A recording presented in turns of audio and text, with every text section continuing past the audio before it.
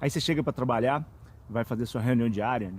E entra na reunião diária, aquela reunião morosa, aquela reunião preguiçosa, vamos chamar assim, que não promove um alinhamento, ou que tem uma quebra de raciocínio, né? Que um começa falando um assunto, depois passa para outro falando outra coisa, depois passa para outra pessoa falando outra coisa, e você perde todo aquele alinhamento e você faz a reunião diária simplesmente porque ela tem que ser feita.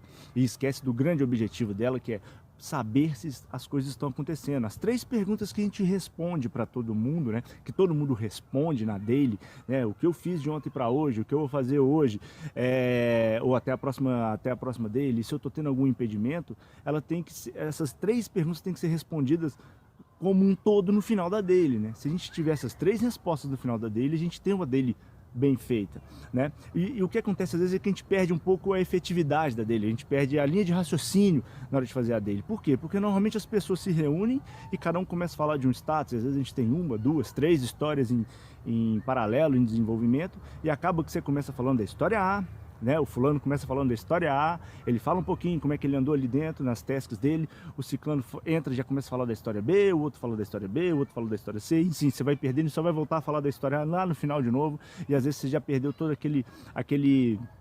o raciocínio que você está tendo. Então, a dica de hoje é fazer a daily efetiva, né? Uma dica que eu uso, uma coisa que eu uso é faço a daily orientado por histórias. Eu pego o meu board, eu pego o meu Kanban, eu pego as minhas histórias que estão no meu sprint e faço. Ah, vamos falar da história A então. A história A tá aqui, ó, tantas horas já andaram, faltam tantas horas, parece que a gente tá em dia, como é que tá? Vamos seguindo. E aí o pessoal começa a falar dessa história. Aí o fulano fala dela, como é que tá o andamento, o Beltrano fala dela também, e aí a gente vai vendo, ah, tem algum alinhamento, tem alguma coisa, ah, a história B depende da história A, o que tá dependendo? E aí a gente já entra na história B e aí só fala-se da história B, ou seja, eu faço a daily por história. É uma dica que eu dou, eu acho que fica efetivo, eu acho que não perde o raciocínio e eu acho que tira a morosidade, ou seja, a linha de raciocínio tem que ser concluída, né? Você começou a falar de uma história, termina, essa é a minha dica, esse é o conteúdo de hoje, espero que vocês tenham gostado, aqui é Roberto Brasileiro, o objetivo é compartilhar experiências.